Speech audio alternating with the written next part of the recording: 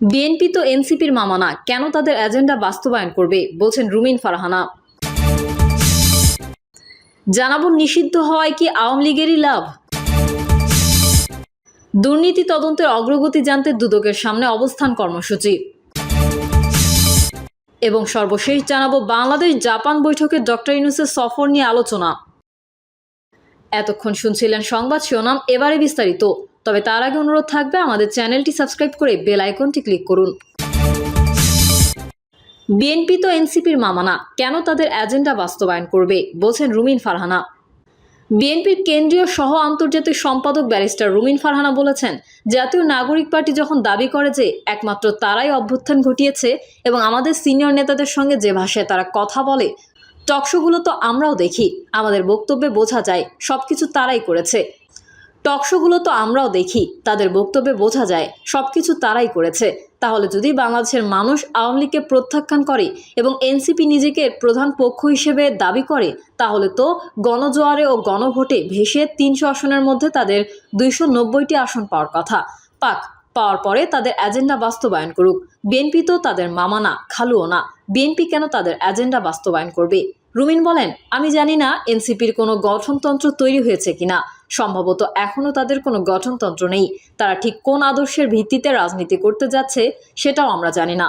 আমরা তাদের রাজনীতি বলতে যা দেখছি তা পুরোটাই আওয়ামী লীগ কেন্দ্রিক। আওয়ামী লীগকে ব্যান করা, আওয়ামী লীগকে নিষিদ্ধ করো, এটাই তাদের মূল কথা। এর বাইরে তারা মানুষকে কি দেবে, কি ডেলিভারি করবে আমরা জানি না। তিনি আরো বলেন, তাদের দুটি প্রধান দাবি, একটা হচ্ছে আওয়ামী লীগকে নিষিদ্ধ করা, আরেকটা হচ্ছে বিএনপিকে দিয়ে সব সংস্কার করানো। মানে তারা যা বলবে, মামাবাড়ির যত আবদার আছে বিএনপিকে দিয়ে সব মানতে হবে।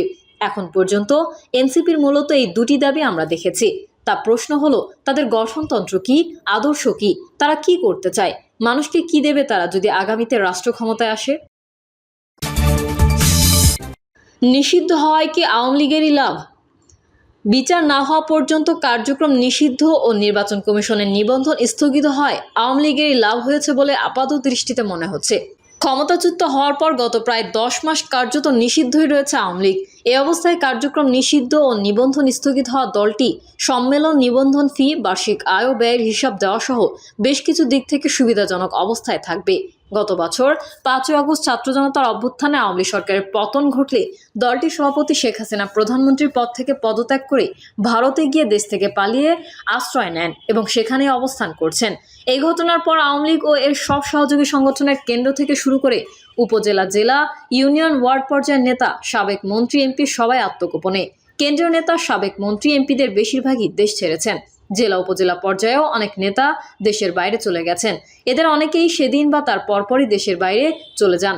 আবার কেউ কেউ পরিস্থিতি বুঝতে পেরে 5 আগস্টের আগেই দেশ ছাড়েন।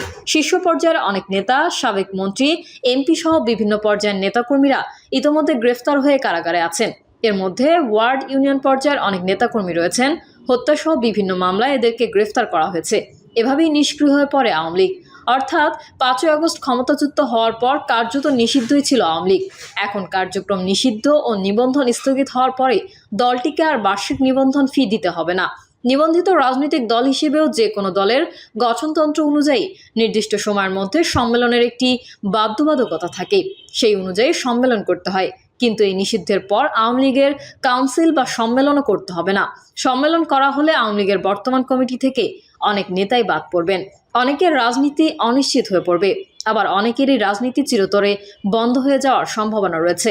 কারণ হিসেবে জানা যায়, দলের কর্মীরা অনেক নেতার ওপর মারাত্মক ক্ষুব্ধ। আওয়ামী লীগের এই দুরবস্থার জন্য তারা ওইসব সুবিধাবাগী নেতাদের দায়ী করেছেন। এই নিষিদ্ধ পরিস্থিতিতে সম্মেলনের আপাতত সুযোগ থাকছে না বা প্রয়োজন হচ্ছে না। বরং নিষ্ক্রিয় দল ভেতরে ভেতরে কাজ করে দল গোছানোর চেষ্টা করতে পারবে, সময় নিয়ে নেতাকর্মীদের সংগঠিত করতে পারবে। নেতাকর্মীদেরকে সংগঠিত করে নিষ্ক্রিয় দলকে সক্রিয় ও ঐক্যবদ্ধ করার সুযোগ পাবে। এদিকে বেশ কিছুদিন ধরে দলের বর্তমান নেতৃত্বকে বাদ দিয়ে একটি রিফাইন বা পরিশুদ্ধ আওয়ামী লীগের একটি আলোচনা সামনে আসে। এটাকে দলের বিরুদ্ধে ষড়যন্ত্র বলে মনে করছিল আওয়ামী লীগ। বিশেষ করে দলের সভাপতি শেখ হাসিনা সহ দলের মূল নেতৃত্বকে মাইনাস করা বা বাদ দেওয়াই এর উদ্দেশ্য বলে মনে করা হচ্ছে। রিফাইন্ড আওয়ামী লীগের নেতৃত্বে বিভিন্ন সময়ে যাদের নাম সামাজিক যোগাযোগ মাধ্যম সহ বিভিন্ন দিক থেকে আলোচনায় এসেছে বা শোনা গিয়েছে তারা হলেন সাবেক রাষ্ট্রপতি আব্দুল হামিদ, সাবেক মন্ত্রী সাবের হোসেন চৌধুরী, সাবেক স্পিকার শিরিন শারমিন চৌধুরী, সাবেক প্রতিমন্ত্রী তানজিম আহমেদ সোহেল তাজ, ঢাকা দক্ষিণ সিটি কর্পোরেশনের সাবেক মেয়র শেখ ফজলে নূর তাপস, নারায়ণগঞ্জ কর্পোরেশনের সাবেক মেয়র সেলিনা হায়াত আইভী। এর মাধ্যমেই সাবেক রাষ্ট্রপতি দেশ ছেড়েছেন। সোহেল তাজ বলে দিয়েছেন, নির্দিষ্ট কিছু দায় আওয়ামী লীগ মেনে না নিলে এই দলের নেতৃত্বে আসার প্রশ্নই ওঠে না। সেলিনা হায়াত আইভী গ্রেফতার হয়েছেন। এ বিষয়টিকে আওয়ামী লীগের নেতাকর্মীরা 111 পরবর্তী পরিস্থিতির সঙ্গে তুলনা করছেন। তাদের মতে 111-এ শেখ হাসিনাকে মাইনাস করার জন্য এই ধরনের ষড়যন্ত্র করা হয়েছিল, তবে তখন ছিল -2 ফর্মুলা। তখন বিএনপি চেয়ারপারসন বেগম খালেদা জিয়াকেও রাজনীতি থেকে দূরে সরিয়ে দেওয়ার ষড়যন্ত্র হয়েছিল। এবারের পরিস্থিতি আরও জটিল। এবার শুধু আওয়ামী লীগের উপরেই এ ধরনের ষড়যন্ত্র করা হচ্ছে। তবে দলটির কার্যক্রম নিষিদ্ধ ও নিবন্ধন স্থগিত হওয়ার এই ধরনের ঝুঁকি থেকে দলটি রক্ষা পাবে বলে তারা মনে করছেন। মূলত জাতীয় নাগরিক পার্টির দুই সমন্বয়কারী সার্জিস আলম এবং হাসনাত আবদুল্লাহ আওয়ামী লীগকে নিষিদ্ধের আন্দোলন করেন। তারা একসময় ছাত্রলীগের রাজনীতি করতেন।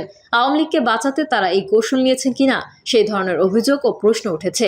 নিষিদ্ধ হওয়ার পর আওয়ামী লীগের আর রিফর্ম হওয়ার সুযোগ থাকলো না। স্থগিতাদেশ উঠে গেলে কি হবে আওয়ামী লীগের নিবন্ধনের শর্ত? সরকারের আদেশে বাংলাদেশ আওয়ামী লীগের সকল কার্যক্রম নিষিদ্ধ হওয়ার পর দলটির নিবন্ধনও স্থগিত করে দিয়েছে নির্বাচন কমিশন।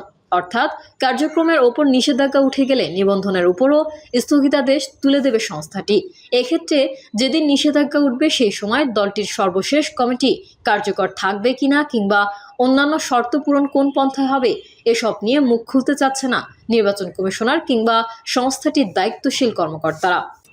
তবে ইসির নির্বাচন সহায়তা শাখার নাম প্রকাশে অনিচ্ছুক কর্মকর্তারা বলছেন, বর্তমানে দলটির কার্যক্রম নিষিদ্ধ, তাই কমিশনার দলটির নিবন্ধন স্থগিত করেছে। আওয়ামী লীগ নিয়ে যে কোনো ধরনের প্রচারের উপর নিষেধাজ্ঞা থাকায় দলটির সকল ধরনের কার্যক্রমে স্থগিত থাকবে। এতে নিবন্ধনের কোনো শর্ত আর প্রযোজ্য নেই।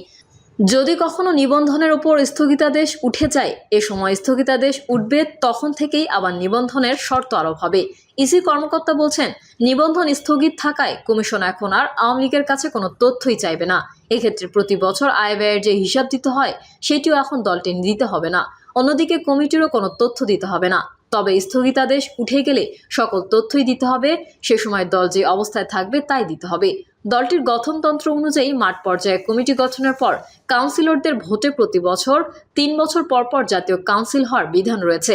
সেই অনুযায়ী আগামী ডিসেম্বরে শেষ হবে দলটির সর্বশেষ কমিটির মেয়াদ।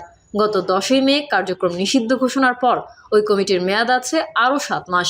তবে নিবন্ধনের স্থগিতাদেশ উঠে গেলে শেখ হাসিনার নেতৃত্বাধীন কমিটির ওই 7 মাস সময় বলবৎ থাকবে কিনা এ বিষয়ে দলীয় সিদ্ধান্তই চূড়ান্ত বলে মনে করছেন ইসি কর্মকর্তারা।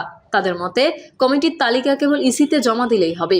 এ বিষয়ে ইসির সাবেক অতিরিক্ত সচিব 2008 সালে প্রথমবারের দল নিবন্ধন কার্যক্রম চালুর সঙ্গে ওতপ্রোতভাবে জড়িত ও অন্তর্বর্তী সরকার গঠিত নির্বাচন ব্যবস্থা সংস্কার কমিশনের সদস্য জেসমিন টুলি বলেন, সরকার দলটির কার্যক্রমের উপর নিষেধাজ্ঞা দিয়েছে, কাজেই তাদের সকল কার্যক্রম বন্ধ থাকবে। অর্থাৎ কোনো ধরনের কার্যক্রমই আর তাদের চলবে না যতক্ষণ পর্যন্ত নিষেধাজ্ঞা না উঠে যায়। আর ইসির স্থগিতাদেশ যেহেতু সেই নিষেধাজ্ঞার আলোকে হয়েছে, সেই জন্য নিবন্ধন সংক্রান্ত সকল কার্যক্রম ও শর্তাবলীর উপরও স্থগিতাদেশ কার্যকর থাকবে। তিনি বলেন, স্থগিতাদেশ দেওয়ার অর্থ হচ্ছে সোজা কথায় সবকিছু থেমে যাবে। ব্যাংক অ্যাকাউন্টের উপর স্থিতাবস্থা থাকবে, কমিটির ক্ষেত্রেও তাই। যদি কখনো স্থগিতাদেশ উঠে যায় তখন কোনো কমিটি বলবৎ থাকবে তা সেই দলে নির্ধারণ করে ইসিকে জানাবে। কোন কমিটি থাকবে বা থাকবে না তা নিয়ে ইসির আইনে কিছু বলা নেই, বরং দল থেকে যে কমিটির তালিকা দেওয়া হবে সেটি আমলে নেবে ইসি। কেননা এই সময়ের মধ্যে অনেকে মারা যেতে পারেন, কেউ কেউ রাজনীতি ছেড়ে দিতে পারেন, অনেকেই দেশের বাইরে স্থায়ীভাবে বসবাস শুরু করতে পারেন। জাতীয় নাগরিক পার্টির 2 দিনের আন্দোলনের মুখে গত 10ই মে আওয়ামী লীগের সকল কার্যক্রমের উপর নিষেধাজ্ঞা দেয় সরকার। এরপর সেই নিষেধাজ্ঞার আলোকে গত 12ই মে দলটির নিবন্ধন স্থগিত করে নির্বাচন কমিশন। আর এই সিদ্ধান্তের ফলে দেশের সবচেয়ে প্রাচীন দলটি প্রথমবারের মতো নির্বাচনী প্রক্রিয়া থেকে ছিটকে পড়ে। দুর্নীতি তদন্তের অগ্রগতি জানতে দুদকের সামনে অবস্থান কর্মসূচি। স্থানীয় সরকার ও ক্রীড়া উপদেষ্টা আসিফ মাহমুদ সজীব ভুঁইয়ার সাবেক সহকারী একান্ত সচিব মোয়াজ্জেম হোসেন, স্বাস্থ্য উপদেষ্টা নূরজাহান বেগমের সাবেক ব্যক্তিগত কর্মকর্তা ছাত্র প্রতিনিধি তুহিন ফারাবী ও জাতীয় নাগরিক পার্টির সাবেক যুগ্ম সদস্য সচিব ABM গাজী সালাউদ্দিন আহমেদ তানভীরের দুর্নীতির তদন্তের অগ্রগতি জানতে দুদকের সামনে অবস্থান কর্মসূচি পালন করেছে বাংলাদেশ যুব অধিকার পরিষদ। প্রিয় দর্শক, এই ছিল এখনকার সর্বশেষ সংবাদ। আপডেট ও সংবাদ পেতে চ্যানেলটি সাবস্ক্রাইব করে বেল আইকনটি ক্লিক করুন। কমেন্টে আপনার মতামত জানিয়ে আমাদের সাথেই থাকুন। ধন্যবাদ সবাইকে। আল্লাহ হাফেজ।